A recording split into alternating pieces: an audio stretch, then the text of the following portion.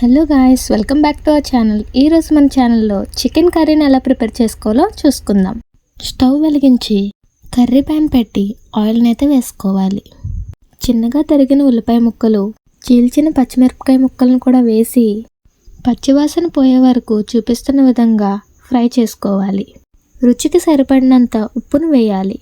1/2 table spoon అల్లం వెల్లుల్లి పేస్ట్ను కూడా వేసి చూపిస్తున్న విధంగా గోల్డెన్ బ్రౌన్ కలర్ వచ్చే వరకు వేపాలి.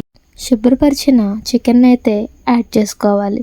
ఈ మొత్తం మిశ్రమాన్ని చూపిస్తున్న విధంగా కలుపుకోవాలి.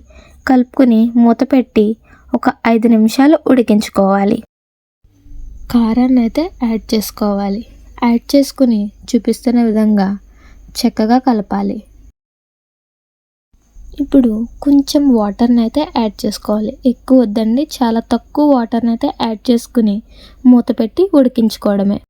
కర్రీ దగ్గర పడిన తర్వాత 1 స్పూన్ జీలకర్ర, 2 యాలకులు, 2 లవంగాలు, చిన్న దాల్చిన చెక్క కలిపి పేస్ట్ చేసుకుని ఆ పేస్ట్ని కర్రీలోకి యాడ్ చేసుకోవడమే. యాడ్ చేసిన తర్వాత కొత్తిమీర వేసి దించేసుకోవడమే. ఎంతో ఈజీ అండ్ టేస్టీ అయిన కర్రీ అయితే రెడీ అయిపోయింది. మరెన్నో వీడియోస్ కోసం మా ఛానల్ని సబ్స్క్రైబ్ చేసుకోండి.